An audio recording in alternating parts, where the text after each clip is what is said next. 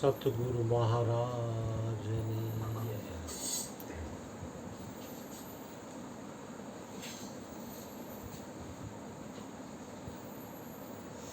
આ જીવ આદિ અનાદિથી જે યાદ રાખવાનું છે એ ભૂલી જાય છે, ભૂલવાનું છે ને યાદ રાખે.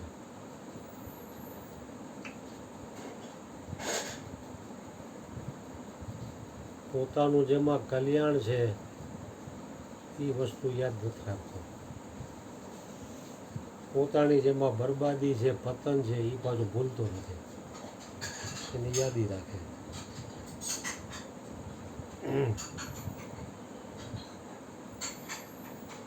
મહાપુરુષોનો તો બધાનો એક જ મત છે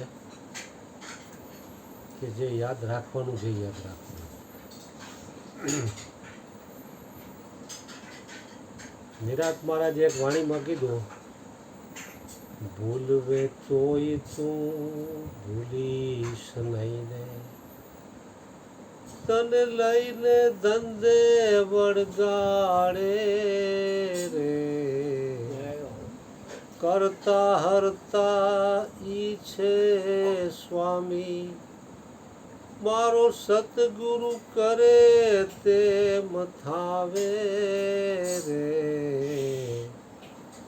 રામ સમરી લે તારે કાંઈ ફિકર નહીં, તારા સબ દુખડા મટી જાવે રે, રામ સમરી લે તારે કાંઈ ફિકર નહીં. એટલે મહાપુરુષો તો જેની યાદી રાખવાની છે એની યાદી રાખે છે. બીજામાં ક્યાંય એનો સમય બરબાદ નથી કરતા. એને ખબર પડી ગઈ કે આમાં જ આપણો જીવનનો સાર છુપાયેલો છે, બાકીની બીજી બધી યાદી છે ને એ બરબાદી છે.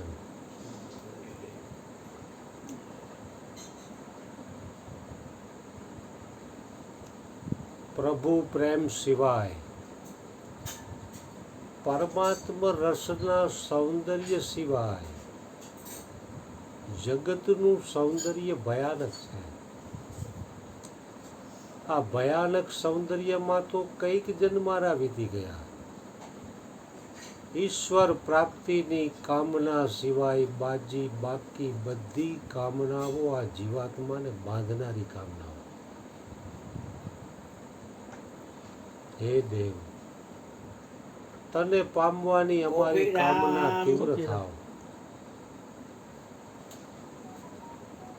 મારું મન તારામાં પાગલ થાય. ગૌરાંગની જેમ, મીરાની જેમ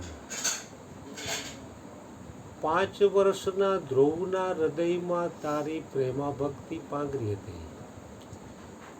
8 વર્ષનો ગૌરાંગ તારી પ્રેમા ભક્તિમાં તલ્લીન થઈ શકે છે.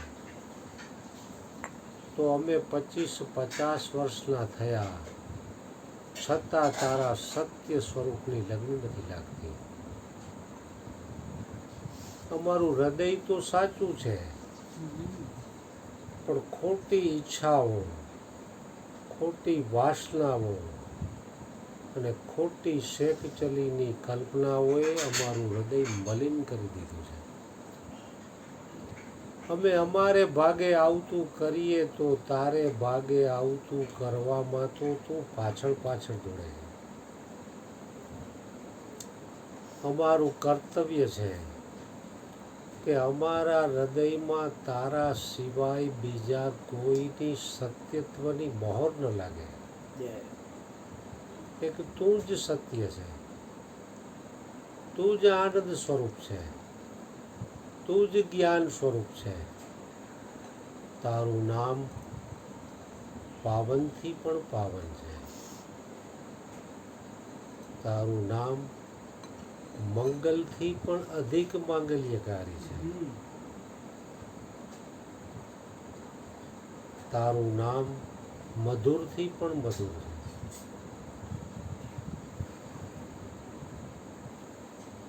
એટલે પરમાત્માના નામથી કાંઈ વધે એવું આ બ્રહ્માંડમાં બીજું કાંઈ છે નહીં.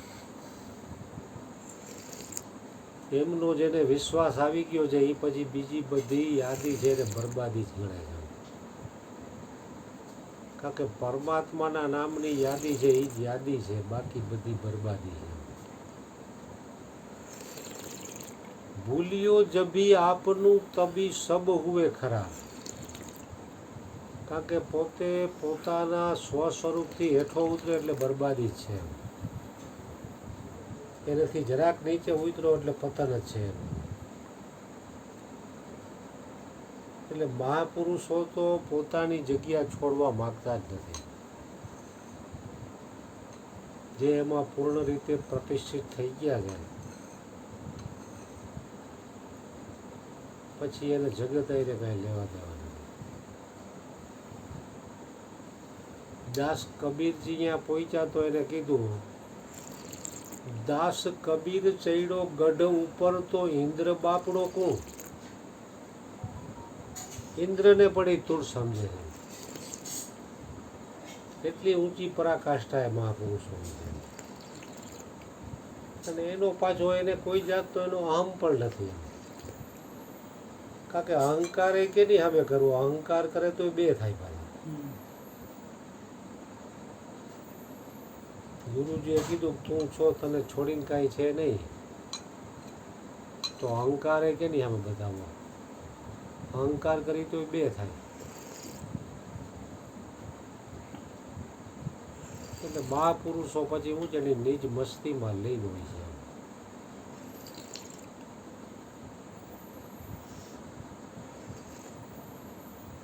इतना बढ़िया आत्मज्ञान पाने के बाद भी वो अपने आप को कुछ विशेष नहीं मानता, यही बड़ा आश्चर्य है कि હું કંઈક વિશેષ છું ને બીજો નીચી કક્ષાનો એવું માનતા જ નથી. કારણ કે એક નક્કી થઈ ગયો ને, એટલે એક નક્કી થઈ ગયો એની આ વાત છે. ભગવાને કહે ને કે નક્કીની જ આ મજા છે. એટલે નક્કી જેને થયું છે એવા મહાપુરુષોના દર્શન અને સત્સંગનો મહિમા વિશેષ છે. કારણ કે વ્યક્તિ ઉઠે ત્યારથી હવે ત્યાં સુધી જગતની માયાજાળમાં ફસાયેલો કાંઈ ને કાંઈ. હરેક વ્યક્તિની, કોઈને નાની કોઈને મોટી, એમાં એને પોતાની યાદી નથી આવતી. પોતાની યાદી નથી આવતી એટલે એને સત્સંગની જરૂર છે.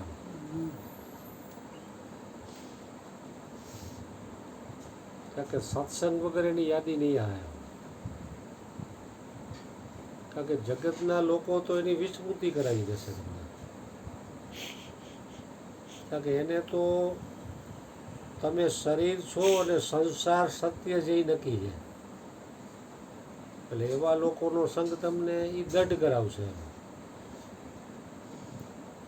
મહાપુરુષોના ચરણોમાં જાઓ તો એનો સત્સંગ સાંભળો તો એ તમને ઠોકી ઠોકીને કહેશે કે તું શુદ્ધ સચ્ચિદાનંદ આત્મા છો.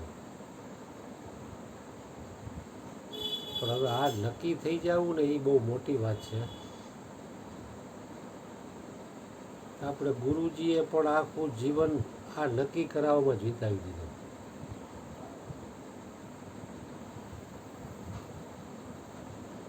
કે મામો ભૂત કે ચૂડેલ થાય છે એ આ જીવને તરત નક્કી થઈ જાય. પણ જે નક્કી કરવાનું છે એ નથી થતું.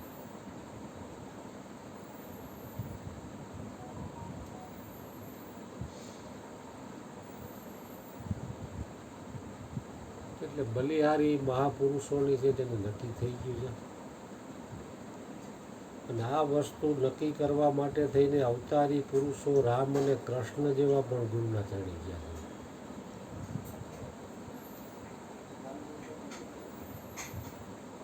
આટલા બધા શાસ્ત્રો, ભજનો, સાખીઓ જે કાંઈ છે એ બધું એકને નક્કી કરાવવા માટે છે. એમાંથી કઈ વ્યક્તિનો કયા શબ્દથી ઘા બેહી જાય નક્કી થઈ જાય ખબર નથી. એટલે કાયમી માટે સત્સંગના અભ્યાસની જરૂર છે. કારણ કે સત્સંગનો અભ્યાસ નહીં કરું તો બીજો અભ્યાસ તો પડ્યો જ છે. નજર સામે.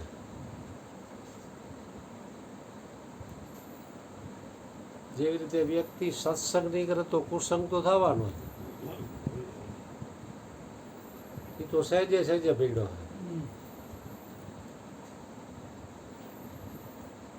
જગતની વાતના બે જ પાસા છે, કાં રાગ થશે ને કાં દ્વેષ થશે. અને રાગ દ્વેષ છે એ ચિત્તને મલિન કરવા વાળી મોટામાં મોટી અવદશા છે.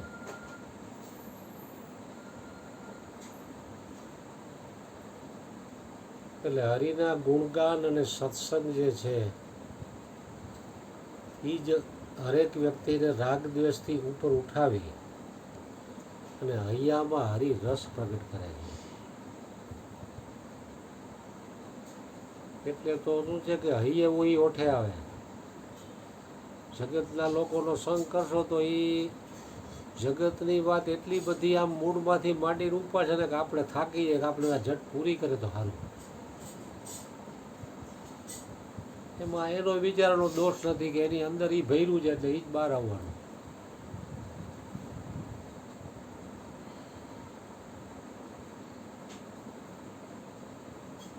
અને મહાપુરુષો જગતથી ઉપર ઉઠી ગયા એટલે એને કઈ જગત એને લાવા નીચો લેવા દેવા નથી.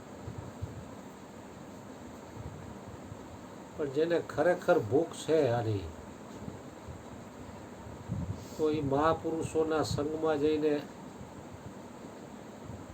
અખંડ વસ્તુની જ માંગણી કરે છે. પણ જેને કાંઈ ભૂખ નથી તો એ મહાપુરુષોના સંગથી પણ લૌકિક ચીજો મેળવવા માંગે છે. જે નાશવંત, જે કાયમ રહેવાવાળી નથી, કાંઈ ભેગું આવવાની નથી, છતાંય મહાપુરુષોનો ઉપયોગ પણ નાશવંત અને અલૌકિક ચીજો માટે આ જીવ કરે છે. કારણ કે પોતાનું કલ્યાણ શેમાં સમાયેલું છે એને નક્કી નથી, એટલે એ ન માગવાનું માગે છે.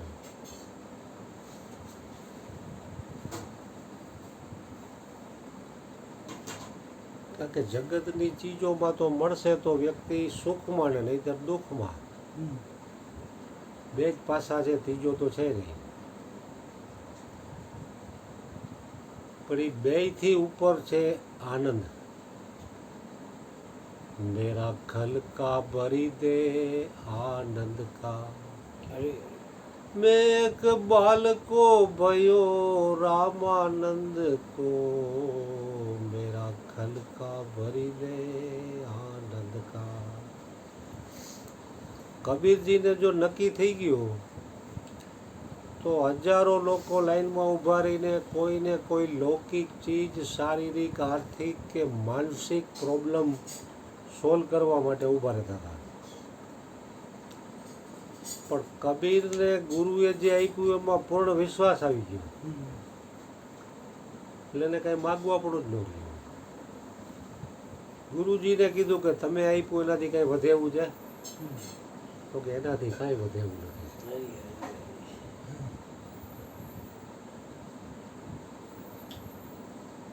એટલે આખા બ્રહ્માંડમાં અણુએ અણુમાં સમાયેલી એવી અખંડ, જેનાથી કાંઈ વધી શકે એવું નથી, એવું જ્ઞાન ગુરુજીએ આપ્યું છે.